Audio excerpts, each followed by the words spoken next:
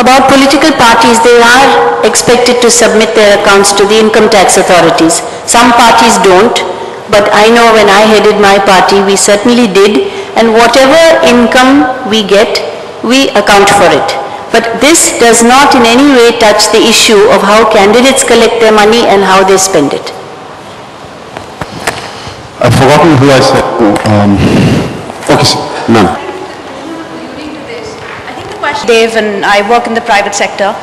But my question to you, sir, is that if there does exist a blueprint in the CPIM and the CPI of carrying this process out in a transparent way, what is keeping the other political parties from not adopting it? And I think the gentleman there made a very good point when he said, you know, it's not very fashionable times for us to criticize the RTI because it is a phenomenally empowering act. But the fact is that it's not an institutional act that is indigenous to the system of government. It came around to attack, you know, things that weren't transparent. So the onus falls back on the citizenry every time to reinvent the wheel using the RTI. It's phenomenal, it's excellent. But the fact is that if a blueprint does exist in the CPI and the CPIM, why cannot it be adopted by other parties? And if you can tell us of your own knowledge, what is it that the CPI and the CPIM do? Actually, ma'am, maybe this is a question better asked at I can't answer because I don't belong to any other party. This is a question better asked to the two politicians we have.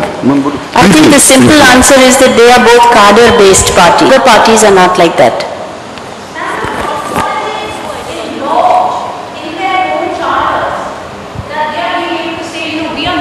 No, I think she's saying it's not to do with the character of the party by law, but the fact that they have dedicated cadres. That's her view. Let's hear Mr. Kumar. Sir? Actually, whatever your question was about how the political parties are not able to do it, it's not quite that, but this is a subject on which we can have a day-long discussion. There will be many implications, there will be many angles to it. So I personally feel that this is not a question that we can answer straight away. What we need to do to this very learned gathering is to, if I may say so, react to the suggestion that why should we not insist on transparency in our accounting system, and why is it not possible to enforce it? Okay, ma'am, yeah, I'll come to all of you, please.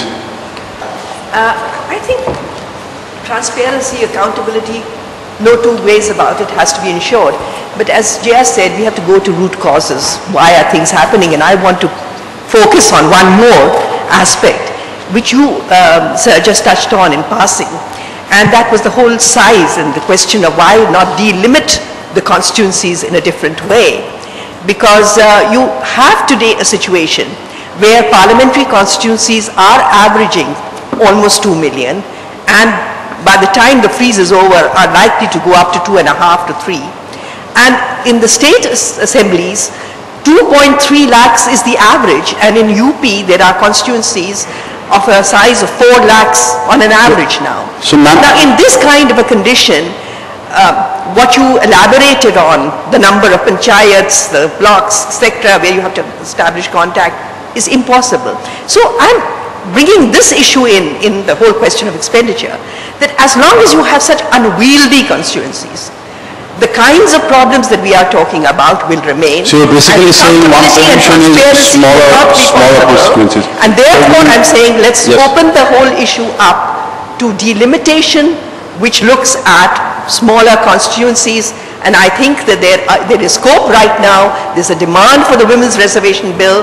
There is a demand for women's representation. These issues can be linked. I have argued that for the last 10 years before the delimitation started.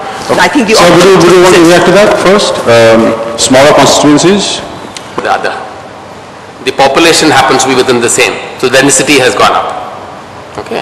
Some constituencies, I mean, his constituency might have become slightly elongated. But I don't think it is true of every constituency that has got elongated that the distances have become large. I think basically one more question needs to be asked. What is the role of a parliamentarian or an assembly or a member of the assembly? Is it to make policy? Unfortunately, I mean, it's translating into a different thing. they are making less policy, then more they have to satisfy every little whim of every little voter. If you take that up, then of course you need to have more and more constituencies, because physically speaking, you are right, 2 million voters, you can't reach all of them. Even if you consider 5 voters to a family, that's about 0.54 to 4.5 million homes.